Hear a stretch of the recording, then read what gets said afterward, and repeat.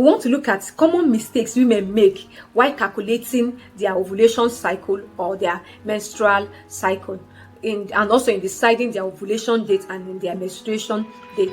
Menstruation is the shedding of the upper lining of the uterus, while ovulation is the release of egg or ova from the ovary. Both the uterus and the ovary are part of the female reproductive system. They are female reproductive organs, and they help in conducting this menstrual cycle.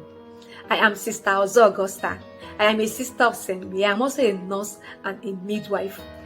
This is me saying welcome to all of you who are just joining us on Body Gist for the first time. You can do well to click on the subscribe button, turn on your notifications so that you always get notified anytime we upload new videos. I also say thank you to all of you who are returning to Body Gist. Also follow us on all our other social media platforms. We are on Twitter, Instagram, and Facebook. Do not go away. We'll be right back.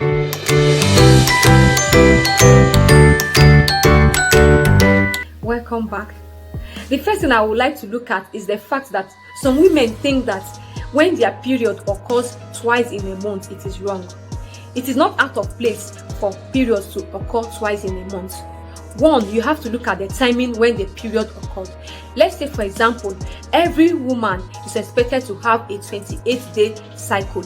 So if your period occurred at the beginning, at the early time of the month, for example, let's say the month of March, if your period occurred on the 2nd of March, it is expected that if you have a 28-day cycle, the next time your period will be occurring will be on the 29th of March. Yes, because it is 28 days. So it is possible for periods to occur twice in a month.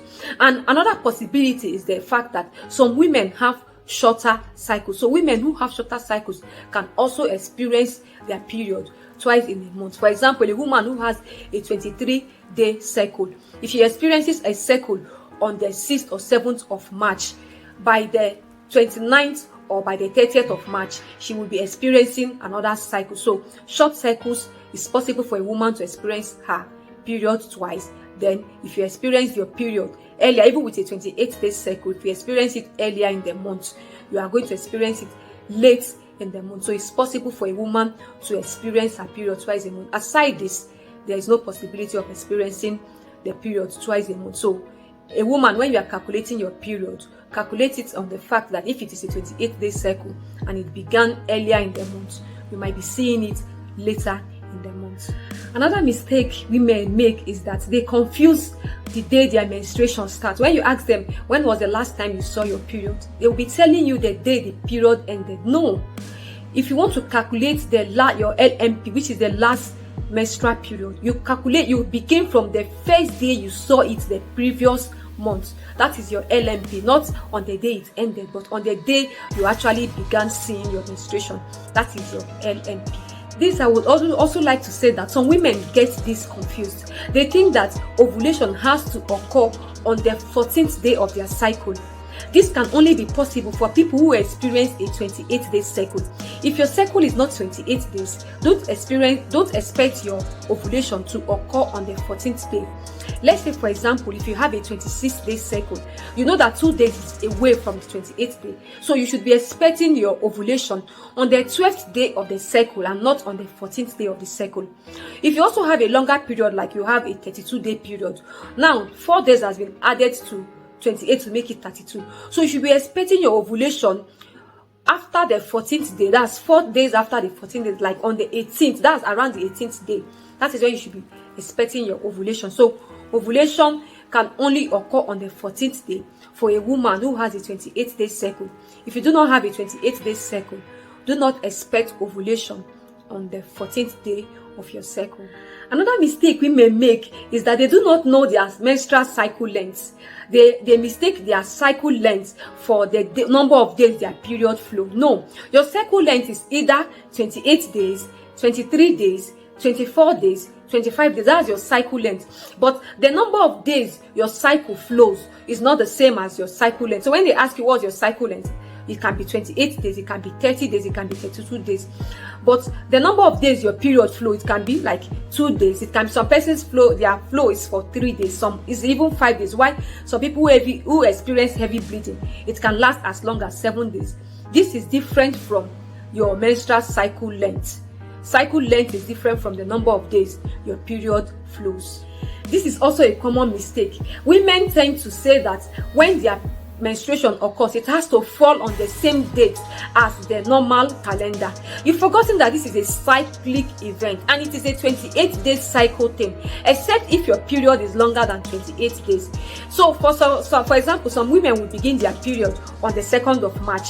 They will expect to see the next period on the 2nd of April. It doesn't follow that way because the calendar is 31 days or 30 days or 28 days if it is February. But your cycle is 28 days. So it can always fall on the 2nd of each month. Let's say, for example, if you experience your period on the 2nd of March and you have a 28-day cycle, it means that you're going to see it on the 29th of March. And if you see it on the 29th of March, it means that in April, you will see it on a later day. So it will not follow that date as the normal calendar, but we use the normal calendar to calculate it, except if your period is constantly a 30-day cycle length. And even at that, there are some days on the calendar that are some months that are 31, so it will not still follow that pattern. So don't expect to see it particularly on a particular day. Let's say, for example, on every 3rd of each month. Your cycle does not work that way. Another thing I would also like to say is that ovulation too, like menstruation, can occur twice a month, like I've explained. If your ovulation occurred earlier in the month, let's say on the 2nd of the month, then it can also occur at the end of the month. Then I also say that if you have a shorter cycle length, it means that you can also have your ovulation twice a month, like you can have menstruation twice a month. One thing women also get confused about is that they think that for their ovulation occurs and stops, then menstruation begins and stops. No, they occur simultaneously.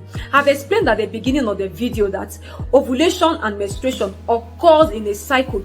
Menstruation is occurring in the uterus, while ovulation is occurring in the ovaries. So they go hand in hand, though they don't occur at the same time. They never occur at the same time, but they go hand in hand. If ovulation begins, by the 14th day, menstruation will begin. So that on the 14th day before the next ovulation, menstruation has started. So that's how they go. They go in cycle. This one begins a cycle. This one also begins a cycle. Their cycle never meets, but they occur simultaneously. Ovulation occurs while menstruation also follows. One does not occur and stop, and the other follows. They occur simultaneously. I hope we have gotten this video clearer. I've said that menstruation can occur twice a month depending on when you started the menstruation and depending on your cycle length. Ovulation too follows that pattern. It can occur twice a month depending on when you started the ovulation and also on your cycle length. I've also said that ovulation and menstruation occur simultaneously, and I said that the date on your calendar does not always correspond with your menstruation. It has to change because menstruation or the menstrual cycle is a 28-day cycle, while our calendar can be 30 days, it can be 31 days, except for February that has 29 or 28 days. So it will not always fall on a particular date of the calendar. It has to keep moving because it is occurring in a cycle. Thank you for watching this video to the very end, and I hope this video clarifies some of your doubt. If you are still in doubt, you can drop your comments. Let us know what your concerns are. Then we'll be there to attend to it. I still remain Sister Ozo Augusta. Keep following us on Body Gist while we keep giving you healthy gist. See you in our next video.